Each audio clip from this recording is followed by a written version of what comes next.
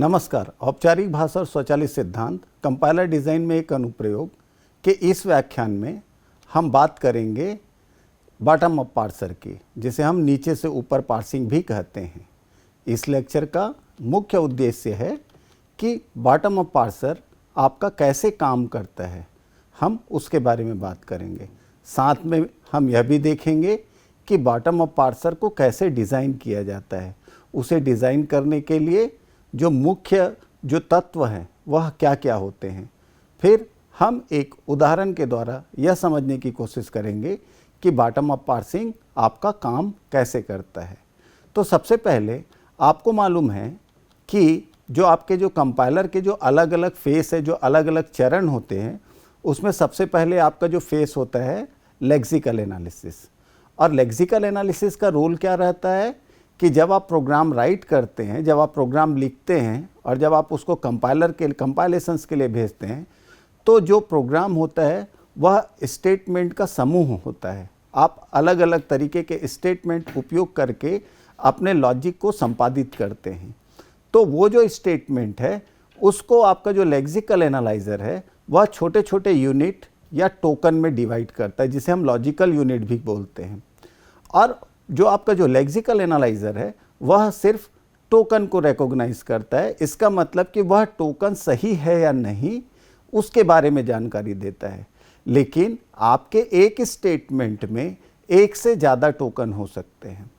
तो वह जो समूह बना हुआ है टोकन का, जिस समूह के द्वारा उस स्टेटमेंट का निर्माण किया गया है, तो वह पूरा का पूरा स्टेटमेंट आपका सही है कि नहीं, इसकी जानकारी आपको कौन देता है?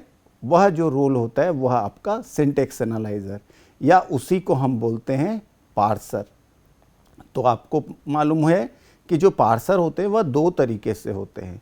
एक ऊपर से नीचे पार्सिंग, या जिसे हम टॉप डाउन पार्सिंग कहते हैं, और दूसरा जो पार्सिंग होता है वह आपका नीचे से ऊपर पार्सर, या हम इसी को क्या बोलते हैं? बॉटम अप पार्सर बोलते हैं। तो पार्सर का रोल क्या होता है? पार्सर का रोल होता है आपके प्रोग्राम के जितने भी स्टेटमेंट हैं, हर एक स्टेटमेंट को चेक करना कि वह स्टेटमेंट उस भाषा के हिसाब से, उस भाषा के कंपाइलर के हिसाब से सही तरीके से लिखा गया है या नहीं लिखा गया है।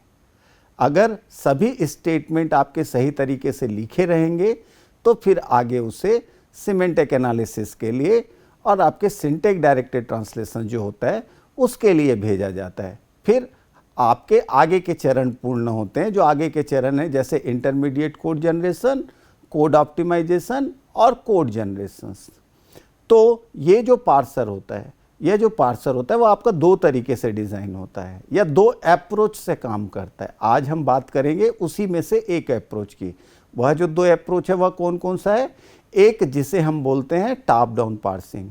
इसका मतलब जो आपका जो इसका जो बेसिक्स है वह ये है कि ग्रामर कैसे पहचानता है, कंपाइलर आपका कैसे पहचानता है कि ये जो स्टेटमेंट है वह लॉजिकली सही आर्डर में जमा हुआ है, मतलब उसमें जितने भी टोकन आपके उपयोग हुए हैं वह टोकन सही क्रम में जमे हुए हैं। यह कंपाइलर आपका कैसे पहचानता है? तो हर एक स्टेटमेंट जो हम प्रोग्राम में लिखते हैं उसके लिए आपका ग्रामर डिफाइंड होता है, जिसे हम कॉन्टेक्स्ट फ्री ग्रामर कहते हैं। तो कंपाइलर जो है, चाहे वह टॉप डाउन अप्रोच हो चाहे वह बॉटम अप अप्रोच हो, कंपाइलर हर एक स्टेटमेंट को यह चेक करता है कि उस स्टेटमेंट का जो ग्रामर है, जो ग्रामर क्या है, आपके नियम हैं कि किस तरीके से उस स्टेटमेंट को लिखे जाएंगे, तो वो जो स्टेटमेंट है उस नियम को फॉलो कर रहा है कि नहीं कर रहा है। अगर नियम को फॉलो नहीं करेगा तो आपका कंपाइलर उसी समय सिंटैक्टिक एरर दे देगा। इसका मतलब यह जो सिंटैक्स है, यह जो स्टेटमेंट है, यह ग्रामर को फॉलो नहीं कर पा रहा है। तो इस तरीके से आपके जो दो अप्रोच होते हैं, टॉप डाउन पार्सर और दूसरा बॉटम अप पार्सर, हम आज चर्चा करेंगे बॉटम अप पार्सर के बारे में। तो बॉटम अप पार्सर का क्या मतलब हुआ? तो अगर बॉटम अप पार्सर को अगर समझें तो जो आपका स्टेटमेंट है, जिसे समझ लीजिए कि कोई सेंटेंस है, जैसे आप इस उदाहरण में देख सकते हैं कि ABCDE इस तरीके से एक सेंटेंस दिया हुआ है। तो बॉटम अप में क्या होता है किस सेंटेंस से आपका प्रोसेसिंग स्टार्ट होता है, जिसे हम रूट भी कहते, चाइल्ड भी कहते हैं। चाइल्ड से आपका प्रोसेसिंग स्टार्ट होता है और वह रिवर्स ऑर्डर में कहाँ तक जाता है, आपके रूट तक जाता है। तो इसमें आपके स्टेटमेंट से आपका प्रोसेस स्टार्ट होगा और उसके बाद धीरे धीरे उसे रिड्यूस करते हुए उस ग्रामर के स्टार्ट सिंबल तक ले जाया जाता है। अगर वह स्टार्ट सिंबल तक रिड्यूस हो गया, इसका मतलब यह कह सकते हैं कि वह जो स्टेटमेंट है वह आपका वैलिड है, उस स्टेटमेंट में कोई एरर नहीं है। तो इस तरीके से हमेशा जो बॉटम अप पार्सर है वह चाइल्ड से स्टार्ट करता है, जहाँ पे आपके स्ट्रिंग्स होते हैं, आपके स्टेटमेंट होते हैं, और रिवर्स ऑर्डर में रिड्यूस होते होते वह आपके ग्रामर के स्टार्ट सिंबल तक पहुँचता है। तो पुनः दोहरा रहा हूँ कि आप जो प्रोग्रामिंग भाषा में जो स्टेटमेंट लिख के जो प्रोग्राम राइट करते हैं, अपने लॉजिक को जो इम्प्लीमेंट करते हैं, तो आप जितने भी स्टेटमेंट आप राइट करते हैं, हर एक स्टेटमेंट का ग्रामर होता है। चाहे वह टॉप डाउन पार्सर हो, चाहे वह बॉटम अप पार्सर हो, वह उसी ग्रामर के संदर्भ को लेके चेक करते हैं कि आपके स्टेटमेंट ने उस ग्रामर को फॉलो किया है कि नहीं किया है। उस ग्रामर में जो रूल डिफाइंड है कि किस क्रम में कौन सा टोकन आपका व्यवस्थित होगा, उसको फॉलो किया है कि नहीं किया है। अगर आपने फॉलो किया है तो उसमें कोई एरर नहीं रहेगा।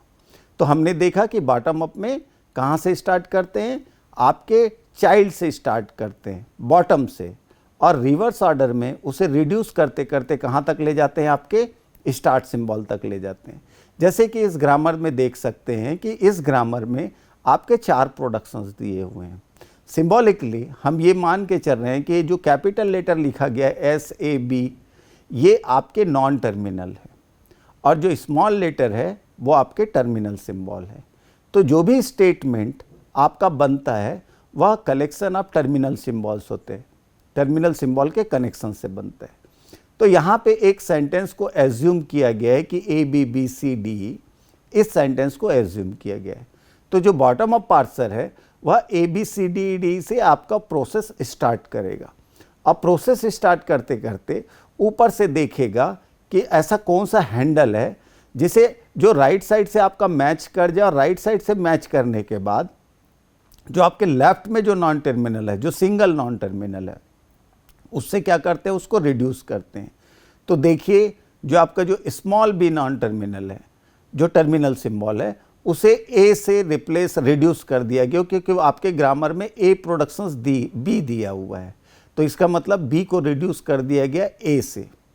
फिर वैसे ही आपका जो अगला जो ग्रामर है कि आपका जो अगला जो प्रोडक्शंस है A प्रोडक्शंस ABC, तो पुनः ABC आपका मैच कर रहा है नीचे, तो ABC को फिर से रिड्यूस कर दिया गया कैपिटल A, मतलब नॉन टर्मिनल A में। तो आपका जो प्रोडक्शंस, जो आपका जो स्ट्रिंग है वह रिड्यूस हो गया AADE में। अब आप देखेंगे जो आपका D है तो B प्रोडक्शन D है, इसका मतलब जो स्मॉल d है उसको रिड्यूस किया जा सकता है B से। तो इसलिए अगले स्टेप में जो स्मॉल d है उसको B से रिड्यूस कर दिया गया। फिर आप देखते हैं कि S productions, small a, capital B और E, मतलब आपका जो AABE है वह रिड्यूस हो सकता है S में। तो नीचे वह मैच कर रहा है, तो AABE उसको रिड्यूस कर दिया गया S में। तो इस तरीके से देखते हैं कि आपने जो स्ट्रिंग है ABBCDE, वहाँ से आपने प्रोसेस स्टार्ट किया, जिसे हमने शुरू में बोला कि चाइल्ड, और उसे रिड्यूस करते हुए रिवर्स ऑर्डर में आपने कहाँ पे पहुँच गए, आप स्टार्ट सिंबल पे पहुँच गए। तो यही अप्रोच आपके बॉटम अप पार्सर्स में होते हैं। तो बॉटम अप पार्सर्स में आपके अलग अलग तरीके के बॉटम अप पार्सर्स होते हैं, लेकिन एक जो फेमस पार्सर है जिसे हम LR पार्सर्स कहते हैं। इसके अलावा आपके जो दूसरे पार्सर्स का नाम है जिसे हम ऑपरेटर प्रेसिडेंस पार्सर भी कहते हैं, जो स्पेशली जो आपके जो अरिथमेटिकल एक्सप्रेशंस होते हैं, जिसमें आपके अलग अलग सिंबल्स यूज़ होते हैं, जैसे प्लस, माइनस, मल्टीप्लिकेशन, डिवीज़न। तो इस तरीके के एक्सप्रेशंस को रिजॉल्व करने के लिए, और वो किस ऑर्डर में, किस क्रम में उसका संपादन होगा, उनका एग्जीक्यूशन होगा, उस चीज़ को डिफाइन करने के लिए आपका ऑपरेटर प्रेसिडेंस पार्सर यूज़ होता है। वह भी आपके बॉटम अप अप्रोच पे ही काम करता है, लेकिन आज हम उससे ज़्यादा जो फेमस अप्रोच है जिसे हम LR पार्सर्स कहते हैं, हम उसके बारे में बात करेंगे। हम यह देखेंगे कि उसके मुख्य घटक कैसे हैं, कौन कौन से हैं, और LR पार्सर्स आपका किस तरीके से काम करता है। आज हम इस बारे में बात करेंगे। तो आपके जो LR पार्सर्स है, यह बहुत ही फेमस पार्सिंग टेक्निक होता है। इसमें आपके सभी लैंग्वेजेस के ऑलमोस्ट सभी जो ग्रामर हैं, जितने भी ग्रामर है, जो आपके स्टेटमेंट आपके जो जनरेट करते हैं, तो उसके लिए LR पार्सर्स के through bottom up parser design किया जा सकता है। यह आपके शिफ्ट रिड्यूस अप्रोच पे काम करता है। LR का मतलब क्या होता है कि जो इनपुट आप देंगे पार्सिंग के लिए, जो स्टेटमेंट आपका कंपाइलर में एज ए इनपुट आएगा पार्सिंग के लिए, तो उसे वो लेफ्ट से राइट में स्कैन करता है। तो जो L है वो स्टैंड करता है लेफ्ट टू राइट स्कैन, मतलब वह लेफ्ट से राइट में पढ़ना शुरू करता है जो आपके जो इनपुट है उसको। और R का मतलब ये होता है, क्योंकि बॉटम अप पार्सर में अभी हमने एक उदाहरण के द्वारा समझा कि वह स्ट्रिंग से स्टार्ट करते हैं और धीरे धीरे रिड्यूस करके कहाँ तक पहुँचते हैं, आपके स्टार्ट सिंबल तक। अगर स्टार्ट सिंबल में पहुँच गए मतलब वह जो सेंटेंस है उस ग्रामर के हिसाब से सही है, उसमें कोई एरर नहीं है। लेकिन अगर स्टार्ट सिंबल तक नहीं पहुँचे तो आपका सिंटैक्टिक एरर का मैसेज जनरेट हो जाएगा।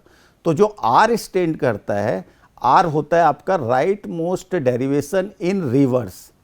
इसका मतलब जो आपके राइट साइड में जो मैचिंग होती है और उसके बेस पे आप उसे लेफ्ट साइड के नॉन टर्मिनल जो आपको प्रोडक्शन दिए हुए उसमें के जो लेफ्ट साइड के जो नॉन टर्मिनल है उससे आप रिप्लेस करते हैं। तो जो R जो आपका स्टैंड करता है कि राइट मोस्ट डेरिवेशन इन रिवर्स, मतलब राइट मोस्ट डेराइव करना है लेकिन रिवर्स ऑर्डर में।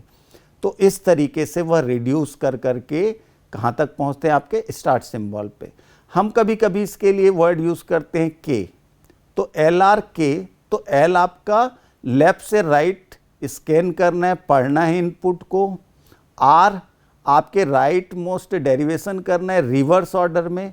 और जो K रहता है वह आपके लुक अहेड ऑपरेटर को प्रस्तुत करता है। लुक अहेड का मतलब ये है कि मान लो कोई इनपुट दिया गया है ABC, और अगर A को वो पार्स कर रहा है तो आगे से उनको ये पता रहेगा आपके कंपाइलर को कि आगे कितने सिंबल, कौन कौन से और सिंबल आने वाले हैं। तो कितने सिंबल आने वाले हैं यह कैसा पता चलेगा, तो जो K की जो वैल्यू है वह उस सिंबल को प्रस्तुत करता है। कहने का मतलब अगर K बराबर 1 है तो आपके जो करेंट सिंबल है उसको तो वो प्रोसेस करेगा बॉटम अप पार्सर के थ्रू, लेकिन उसको अगले एक और सिंबल, जो अगला नेक्स्ट कौन सा सिंबल आने वाला है, एक सिंबल, उसके बारे में आपके कंपाइलर को पहले से जानकारी रहेगी।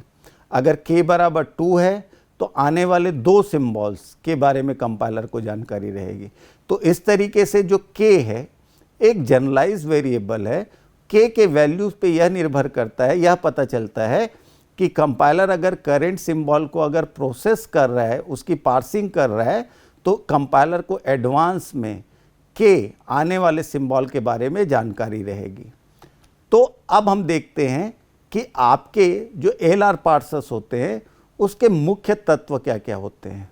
तो इसमें एक आपका इनपुट टेप होता है, जिस इनपुट टेप में आप जो स्टेटमेंट, जिस स्टेटमेंट को कंपाइलर पार्स करना चाहता है वह स्टेटमेंट आपके मेमोरी में रहता है। यह जो टेप है एक तरीके से मेमोरी को रिप्रेजेंट करता है। और यहाँ पे उस स्टेटमेंट के आखिरी में एक एंड मार्कर डाला जाता है, जैसे इस चित्र में आपको दिखाया गया डॉलर। लेकिन यह कोई ज़रूरी नहीं कि डॉलर ही रहे, बट एक सिंबल उपयोग किया जाता है जो यह बताता है कि इनपुट में जो स्टेटमेंट है वह ख़त्म हो गया है। तो जो एंड मार्कर है वह उस चीज स्थिति को दर्शाता है। तो इनपुट टेक के अलावा एक आपका टेम्पररी मेमोरी होता है जिसे हम क्या कहते हैं, स्टैक। तो इसमें स्टैक मतलब जो आपके जो स्टैक, जो आपने डेटा स्ट्रक्चर का जो आपका कंसेप्ट है कि हमेशा इसके टॉप से ही या तो कोई सिंबल पुश होगा या फिर उससे क्या होगा, आपका पॉप होगा। तो एक आपका इनपुट के लिए एक मेमोरी स्पेस है, दूसरा आपका टेम्पररी मेमोरी है स्टैक। उसके अलावा जो सबसे इम्पॉर्टेंट है, आपको एक पार्सिंग टेबल बनाना रहता है, जिसे हम बॉटम अप पार्सिंग टेबल बोलते हैं। उस पार्सिंग टेबल के दो हिस्से होते हैं। एक हिस्सा आपका प्रस्तुत करता है एक्शन स्टेटमेंट को, और एक जो दूसरा हिस्सा है वह आपके गो टू को बताता है। अभी हम इसके बारे में विस्तृत में चर्चा करेंगे, लेकिन अभी हम मेन कंपोनेंट, जो मुख्य तत्व होते हैं जो आपके एलआर पार्सर के, जो एलआर पार्सर है जो आपके बॉटम अप पार्सर की कैटेगरी में आता है और जो आपके शिफ्ट रिड्यूस के अप्रोच पे काम करता है, अभी हम उस पे चर्चा करते हैं। तो आपका एक इनपुट टेप हो गया जहाँ पे इनपुट स्टेटमेंट रहेंगे, आपका एक टेम्पररी मेमोरी हो गया जिसे हम स्टैक कहते हैं, इसके अलावा आपका एक पार्सिंग टेबल होता है। ये तीनों चीज़ को कंट्रोल करने के लिए आपका एक पार्सर प्रोग्राम होता है। अगर हम इस चित्र पे ध्यान दें तो यह किस तरीके से काम करेगा, तो आप देख सकते हैं कि जो कंट्रोल प्रोग्राम है, जो आपका पार्सिंग प्रोग्राम है, वो एक इनपुट जो रीड करता है, कहाँ से, आपके इनपुट टेप से। दूसरा एक हेडर है, वह हेडर आपके स्टैक के टॉप सिंबल पे होता है। इन दोनों के कॉम्बिनेशन से जो स्टैक में जो एंट्री है, इन दोनों के कॉम्बिनेशन से, मतलब इनपुट टेप में आपका हेड कहाँ पे है और आपके स्टैक के टॉप पे हेड के अंदर क्या सिंबल है, इन दोनों के कॉम्बिनेशन से फिर आपका जो पार्सर प्रोग्राम है वह कंसल्ट करता है पार्सिंग टेबल को। और पार्सिंग टेबल पे जहाँ पे भी मैचिंग होती है उसके हिसाब से आपके एक्शन और गो टू फंक्शंस काम करते हैं। तो अभी हम बात करेंगे कि पार्सिंग टेबल के मेन कंपोनेंट्स आपके क्या क्या हैं। क्या अगर हम जब पार्सिंग टेबल बनाते हैं तो उस पार्सिंग टेबल में क्या क्या कंपोनेंट होते हैं, और आपका जो पार्सिंग टेबल है उसके हिसाब से आपका जो पार्सर प्रोग्राम है वो क्या क्या एक्शन परफॉर्म करता है। तो आप देख सकते हैं कि जो मुख्य ऑपरेशंस जो है कि जब पार्सिंग पर जो आपका जो पार्सर प्रोग्राम है वह स्टैक के टॉप पे क्या है और उसके साथ करंट इनपुट टेप पे जो सिंबल वो रीड कर रहा है, उसके हिसाब से जब वह कंसल्ट करता है आपके पार्सिंग टेबल को, एक्शन पार्ट को, तो उसके हिसाब से क्या क्या ऑपरेशन आपका परफॉर्म होता है। एक आपका क्या होता है, जो पहला ऑपरेशन जो है कि शिफ्ट एस, इसका मतलब कि या तो आपके जो स्टेट इंफॉर्मेशन है उसको स्टैक में पुश कर दिया जाएगा, एक ऑपरेशन जो आपका परमिटेड है।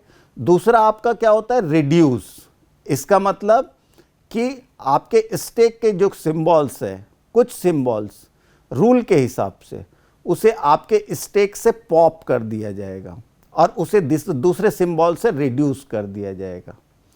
तीसरा केस आपका क्या होता है कि आपका जो स्टेटमेंट है, जो स्टेटमेंट पार्सिंग के लिए कंपाइलर के अंदर गया है, तो वह स्टेटमेंट आपका एक्सेप्ट हो जाता है। यहाँ पे एक्सेप्ट का मतलब वह स्टेटमेंट सक्सेसफुली पार्स हो गया, मतलब ग्रामर के हिसाब से उसे चेक कर लिया गया और उस स्टेटमेंट में कोई प्रॉब्लम नहीं है। तो ये जो केस है आपका क्या होता है, एक्सेप्ट। इसके अलावा अगर इन तीनों के अलावा कि जो मैचिंग है, जो एक्शन, स्टेट और इनपुट जो आपका कॉम्बिनेशन है उसमें जो मैचिंग, अगर ये तीनों में से कोई भी ऑपरेशन आपका परफॉर्म नहीं होगा तो वह आपका एरर कंडीशंस कहलाएगा। इसका मतलब वो जो स्टेटमेंट है वह ग्रामर के हिसाब से उसमें एरर है और आपका जो कंपाइलर है उसके जो एरर मैनेजमेंट जो मैकेनिज्म है उसके हिसाब से फिर आपके जो मैसेज जनरेट होंगे या जिस तरीके से भी उस एरर को हैंडल किया जाएगा। तो आप देख सकते हैं यहाँ पे इस उदाहरण में हम एक ग्रामर लिए हुए हैं। आपको ध्यान रखना है कि यहाँ पे हम एक बना बुनाया पार्सिंग टेबल ले रहे हैं, जो पार्सिंग टेबल इस ग्रामर के हिसाब से डिफाइंड है। लेकिन आगे के जो लेक्चर है, जो अन्य लेक्चर है, उसमें हम देखेंगे कि उस पार्सिंग टेबल को बनाते कैसे हैं। तो अभी हमारा जो उद्देश्य क्या है कि हम एक बना बुनाया पार्सिंग टेबल ले रहे हैं।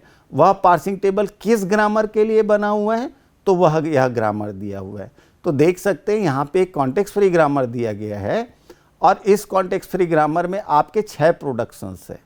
इसमें नंबर्स डले हुए 1 2 3 4 5 6। साथ में आप देख सकते हैं कि जो प्रोडक्शंस है वह क्या क्या है, E productions E plus T, E production T, T production T into F, T production F, F productions यहाँ पे ब्रैकेट में आपका ई है ओपनिंग और क्लोजिंग ब्रैकेट के साथ, और एफ आपका आईडी है। यह सिंपल आपके एक्सप्रेशंस के लिए यह जो ग्रामर है उस एक्सप्रेशंस के लिए जिसमें आपके प्लस और मल्टीप्लिकेशंस के ऑपरेशंस परफॉर्म होते हैं। तो ये एक कॉन्टेक्स्ट फ्री ग्रामर दिया गया है जिसमें आपके जो ई टी और एफ है ये आपके नॉन टर्मिनल है, और उसके अलावा जो प्लस है, मल्टीप्लिकेशन है, ओपनिंग ब्रैकेट है, क्लोजिंग ब्रैकेट और जो आईडी है वो आपके टर्मिनल सिंबल है। साथ में ई आपका स्टार्ट सिंबल है। और इस ग्रामर में टोटल कितने प्रोडक्शंस है, 6 प्रोडक्शंस। मैं पुनः दोहरा रहा हूँ कि इस उदाहरण के लिए हम एक टेबल को लिए हुए हैं, और इस टेबल के हिसाब से आप देख सकते हैं कि ये जो टेबल है यह एक पार्सिंग टेबल है, और इसी पार्सिंग टेबल में आपके 2 पार्ट होते हैं, एक आपके एक्शन और एक आपके क्या, गो टू। तो आप देख सकते हैं कि लेफ्ट में जो आपका नंबर दिया हुआ है वह आपका स्टेट नंबर है, जो आपके टोटल इसमें आपके जो 11 स्टेट आपको दिखाए गए हैं। उसके बाद आप देखेंगे कि यहाँ पे आपके एस के साथ कुछ नंबर लिखा हुआ है। तो वो जो एस है, अभी हमने बात किया था कि जो हमारे पार्सिंग टेबल है उसमें 4 तरीके के ऑपरेशन संभवित है। एक आपका क्या है, शिफ्ट। तो ये जो आपका शिफ्ट, जैसे आप देख सकते हैं कहीं पे S5, S6, S11, तो ये जो S है वह सिंबल आपके शिफ्ट ऑपरेशंस को प्रस्तुत कर रहा है। इसका मतलब अगर S5 लिखा है तो उसका कहने का मतलब है कि स्टेट 5 में शिफ्ट कर जाइए। वैसे ही आप R के आगे भी आप नंबर देखेंगे, जैसे आपका R1, R3, R4, इस तरीके से। तो यह नंबर आपके जो दूसरे ऑपरेशंस है, यह जो R है आपके जो दूसरे ऑपरेशंस है, जो परमिसिबल ऑपरेशंस है उसको प्रस्तुत करता है। वह ऑपरेशंस कौन सा है आपका, रिड्यूस। यहाँ पे आपको कंफ्यूज नहीं होना है। ये जो आपको उदाहरण समझाने के लिए जो पार्सिंग टेबल आपको दिखाया गया है, तो इसमें जो नंबर है आप देख सकते हैं शिफ्ट के साथ भी नंबर है और रिड्यूस के साथ भी नंबर है। तो शिफ्ट के साथ जो नंबर है वो आपके स्टेट को बता रहा है जो इसी पार्सिंग टेबल में दिया गया है। आपके जो टोटल 11 स्टेट है उस स्टेट के बारे में बात कर रहा है। लेकिन जो रिड्यूस के आगे जो नंबर दिया गया है, वो जो रिड्यूस के आगे जो नंबर दिया है वह एक्चुअली में आपके जो 6 जो प्रोडक्शंस है उस प्रोडक्शंस के पहले आपने एक नंबरिंग करके रखा हुआ था। जैसे इस उदाहरण में आपने 1 2 3 4 5 6 करके जो 6 प्रोडक्शंस है उसके लिए नंबरिंग करके रखा हुआ था। तो जो रिड्यूस ऑपरेशंस है वो उस प्रोडक्शंस नंबर को रिप्रेजेंट करता है। इसका मतलब क्या हुआ कि अगर वहां पे R2 लिखा है तो इस 2 नंबर के हिसाब से जो T है वह आपके E में रिड्यूस हो जाएगा। अगर R1 लिखा हुआ है तो अगर आपका कहीं पे E प्लस टी आता है तो जो E प्लस टी है वो आपके E में रिड्यूस हो जाएंगे। तो जो प्रोडक्शन नंबर वहाँ पे लिखा हुआ है उस नंबर के हिसाब से आपके जो राइट साइड के जो सिंबल्स है आपके प्रोडक्शंस में, वो राइट साइड के जो सिंबल है वह आपके रिड्यूस हो जाएंगे लेफ्ट साइड के जो आपके नॉन टर्मिनल है।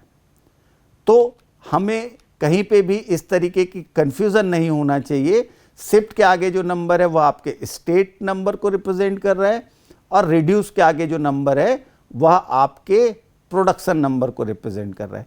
इसके अलावा आप देखेंगे कि 2 नंबर में आपका ACC लिखा हुआ है। तो जो थर्ड है कि जब आपका स्टेटमेंट सक्सेसफुली जब पार्स हो जाएगा तो पार्स होने के बाद आप देखेंगे कि वो आपका जो ACC लिखा हुआ है वह आपके एक्सेप्टेड केस को प्रस्तुत करता है। उसके अलावा आप बहुत सारी जगह पे देखेंगे कि एंट्री ब्लैंक है, मतलब वहाँ पे कोई एंट्री नहीं है। जैसे 8 के प्लस में देख सकते हैं, 9 में, 10 में, ऐसे आप बीच बीच में आप खाली जगह देख रहे हैं।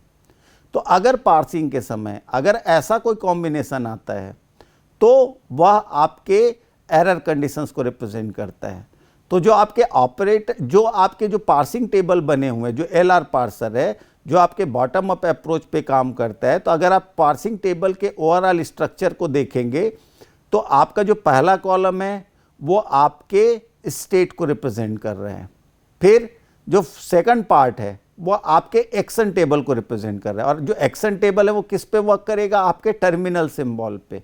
तो ऊपर में आपके ग्रामर के जितने भी टर्मिनल सिंबल है, plus, multiplication, opening bracket, closing bracket, ID, और आप अगर आपको ध्यान होगा कि आपके जो स्टेटमेंट रहते हैं जिसे हम पार्सिंग करने वाले हैं तो उसके आगे एक एंड मार्कर लगा हुआ है, तो वह जो एंड मार्कर है वह भी आपका पार्ट रहेगा एक्शन टेबल का। तो ये जितने भी टर्मिनल सिंबल हैं वो आपके एक्शन टेबल के ऊपर रहेंगे। वैसे ही जो सेकंड पार्ट है आपके पार्सिंग टेबल का, वह कौन सा टेबल है, आपका गो टू, और उसके ऊपर में ग्रामर में दिए गए जितने भी नॉन टर्मिनल है, जैसे इस ग्रामर में आपके 3 नॉन टर्मिनल है, ई, टी और एफ, तो वो जो तीनों नॉन टर्मिनल है वह ऊपर में रहेंगे, और अंदर जो एंट्री है जैसे ये 8, 2, 3, 9, 3, ये जो एंट्री है ये एक्चुअली में आपके स्टेट नंबर को प्रस्तुत कर रहे हैं। तो जो आपका जो एक्शन और जो गो टू टेबल है, तो एक्शन टेबल आपका डिज़ाइन होता है स्टेट के कॉम्बिनेशंस के साथ आपके टर्मिनल सिंबल के कॉम्बिनेशंस में। मतलब आपके लेफ्ट साइड में स्टेट रहेंगे, टॉप में टर्मिनल सिंबल रहेगा, और उस बेसिस पे शिफ्ट ऑपरेशन परफॉर्म होगा, रिड्यूस होगा, एक्सेप्ट होगा या एरर। और वैसे जो आपका गो टू का जो टेबल है वह गो टू किस तरीके से परफॉर्म होता है, स्टेट के साथ टॉप में आपके नॉन टर्मिनल रहेंगे ग्रामर के, और उसके बेस पे अगला जो नेक्स्ट स्टेट है वह क्या होगा। इस तरीके से आपके गो टू टेबल का निर्माण होता है। तो हमने देखा, अब हम एक उदाहरण ले रहे हैं। हम अब ये जो टेबल आपका जो है पार्सिंग टेबल जो बना है, ये एक्चुअल में आपका जो पार्सर है किस तरीके से पार्सिंग का काम करता है, और हम ये मान के चल रहे हैं कि हमको जो ये ग्रामर दिया गया है जिसमें 6 प्रोडक्शन है और उसका एक टेबल दिया गया है, और इस टेबल के बेस पे अब हम यह देखना चाहते हैं कि जो ID into ID plus ID, ये जो आपका स्टेटमेंट है वह आपका सही है कि नहीं है, इसमें कोई एरर तो नहीं है इस ग्रामर के हिसाब से। तो आप देख सकते हैं जो पहला कॉलम है उसमें हम स्टैक की स्थिति को रिप्रेजेंट किए हुए हैं, प्रस्तुत किए हुए हैं। क्योंकि अगर आपको बेसिक आर्किटेक्चर्स जो थोड़ी देर पहले बताए थे अगर ध्यान होगा तो आपके लेफ्ट साइड में स्टैक होता है, टॉप में आपका इनपुट होता है, बीच में आपके पार्सर प्रोग्राम रहते हैं जो आपके पार्सिंग टेबल से कंसल्ट करते हुए अलग अलग एक्शन परफॉर्म करते हैं। तो पहला जो है आपके स्टैक की स्थिति को प्रस्तुत कर रहा है, दूसरा आपके इनपुट टेप की जो स्थिति है जिसमें हमने ID into ID plus ID, ये जो इनपुट है जिसको हम पार्स करना चाहते हैं उसे दिए हुए हैं। डॉलर आपका एंड मार्कर है, और उसके बेस पे पार्सिंग टेबल क्या क्या एक्शन आपका परफॉर्म कर रहा है उस चीज़ को आपका बता रहे हैं। तो आप देखिए हमेशा जो आपका पार्सर है वह अपना जो प्रोसेसिंग स्टार्ट करेगा वह इनिशियल स्टेट से स्टार्ट करेगा। तो अभी आपके जो स्टैक है, स्टैक के बॉटम पे आपके इनिशियल स्टैक की एंट्री है।